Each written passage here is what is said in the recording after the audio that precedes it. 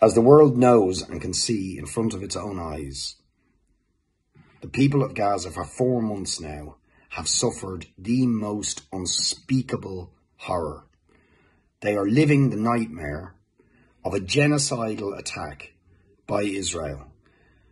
that has led to the murder of 27,000 Palestinians in Gaza, 2 million people displaced, and the entire population now threatened with famine, being denied clean water, electricity, shelter, the things that are necessary to sustain human existence. We are witnessing a textbook example of genocide. And all of this is being allowed because of the support that the United States, Britain, Germany and other European powers within the European Union are giving to Israel, to this apartheid state, this colonial state, this genocidal state that for decades, since 1948, has been committing crimes against humanity against the Palestinian people. The crimes of ethnic cleansing, the crimes of apartheid, the crime of a brutal, cruel occupation. And now, even after the horror that we have witnessed over the last 4 months, Israel threatens to make the situation even worse, talking about intensifying its attacks in Rafah, the last refuge of hundreds and hundreds of thousands of Palestinians who fled for safety, who were told to move south where they would be safe, and then were bombed again and are now being threatened in their final place of refuge. And also we have the United States, Germany and other countries defunding UNRWA, an organisation that provides vital aid, healthcare, education to millions of people in Gaza and millions of other Palestinian refugees. So in front of the eyes of the world, Israel, that is committing a genocide, threatens to make that genocide even worse. And this comes after South Africa take the brave and heroic decision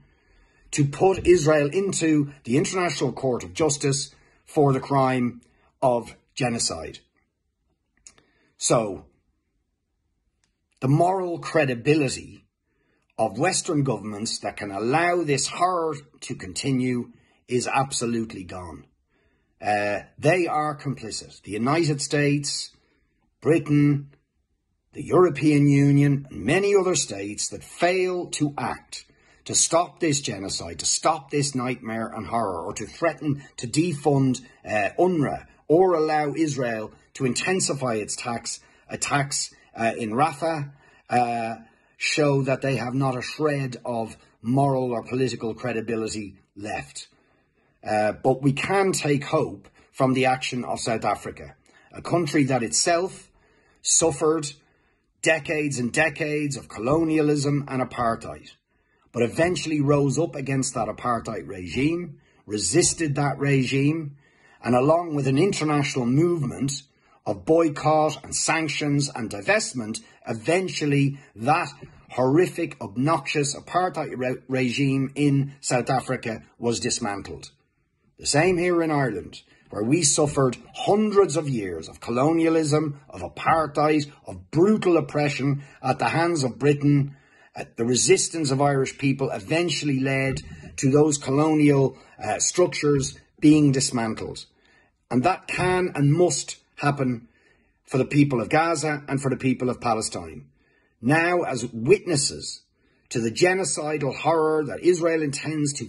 even further intensify, the world has to rise up against this regime, demand that it is fully dismantled.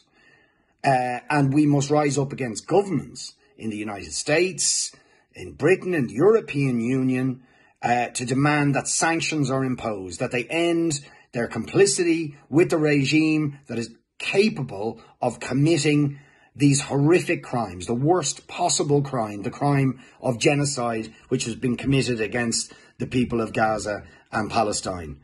But even in this dark hour that the people of Gaza and Palestine face, We can take hope from the actions of South Africa and from the millions, the tens of millions of people across the world who take to the streets week after week after week,